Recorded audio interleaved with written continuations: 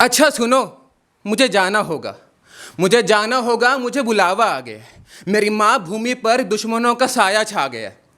घबराना मत, तुम भगवान का नाम लेना, और कोई बुरी खबर मिलती भी है तो हिम्मत से काम लेना।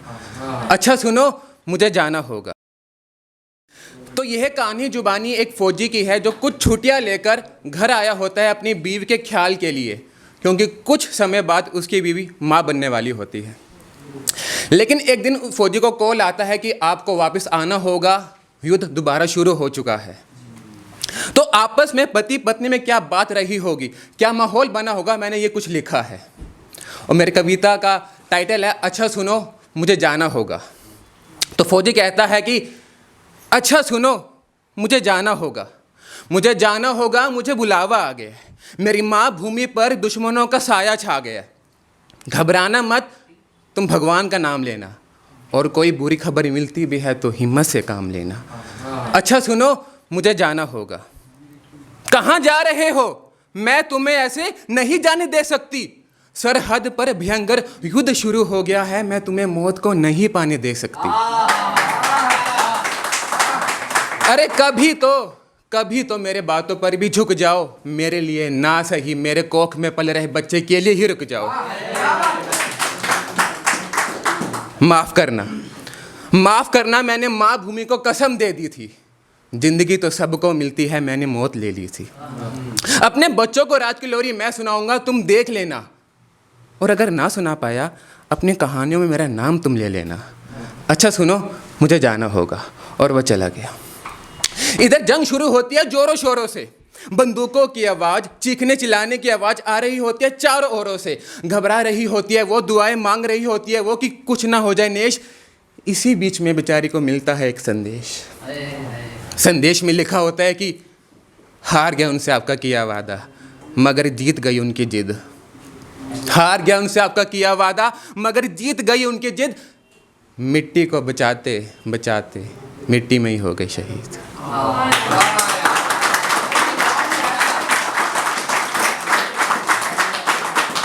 अरे प्यार का असली मतलब तो हमने उनसे सीखा है, शहीद होते हुए कुछ कह कर गए थे जो हमने खत में लिखा है। खत में लिखा होता है कि माफ़ करना एक और वादा तोड़ रहा हूँ। इस वक्त मुझे तुम्हारे साथ होना चाहिए पर तुमको अकेला छोड़ रहा हूँ। गुस्सा हो गई हो ना, तुम्हें पता जब तुम गुस्सा होती हो ना, हाय बड़ी खूबसूरत लगती हो। अभी तुम्हारे साथ रहना था, अभी तुम्हें कुछ और कहना था, लेकिन अब पाने के लिए, बताने के लिए तुम्हें अगले जन्म में पाना होगा। अच्छा सुनो, मुझे जाना होगा। खत पढ़कर उस बीवी कहती है कि धोखा किया है, बेवफा है, धोखेबाज के लिए मैं नहीं रो सकती। अपने बच्चे को उसके बाप की तरह नहीं बनाऊंगी, मैं अपने बच्चे को नहीं खो सकती। लेकिन कुछ समय बाद जब बच्चा बड़ा होता है, वो जिद करता है अपनी माँ से कि माँ आपको अपनी जुबान पर मेरे पिता का नाम लाना होगा। क्या हुआ था उनके साथ, कौन थे वो, आपको मुझे सब बताना होगा। माँ आपको अपनी जुबान पर मेरे पिता का नाम लाना होगा, कौन थे वो, क्या हुआ था उनके साथ, आपको मुझे सब बताना होगा। जब थक हार के माँ बताती है अपने बेटे को उसके बाप के बारे में, जब थक हार के माँ बताती है अपने बेटे को उसके बाप के बारे में, बेटा कहता है अच्छा सुनो माँ, मुझे जाना होगा।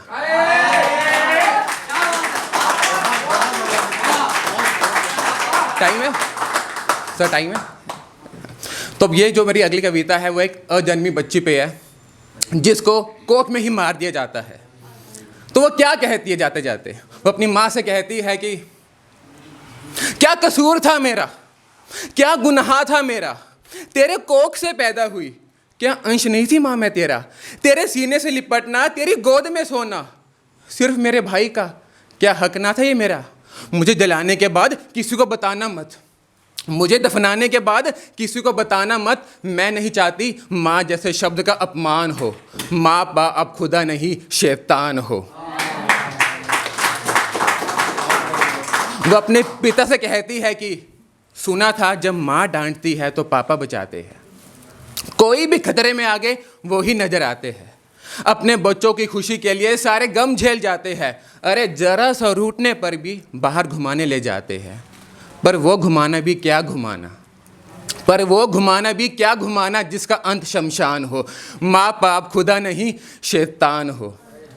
मुझ जाते हुए कहती है कि जा रही हूँ मैं उस खुदा के पास जिसने मुझे आपकी कोख में डाला था, कि जा रही हूँ मैं उस खुदा के पास जिसने मुझे आपकी कोख में डाला था।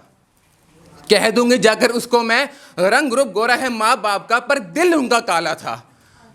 बहुत दुख देती है ये बात, बहुत दुख देती है ये बात। अपनी बेटी को मार के बेटे का नाम रखा आयुष्मान हो। माँ बाप खुदा नहीं शैतान हो। जिंदगी से पहले मौत दी, आप इंसान नहीं हैवान हो। माँ बाप खुदा नहीं शैतान हो।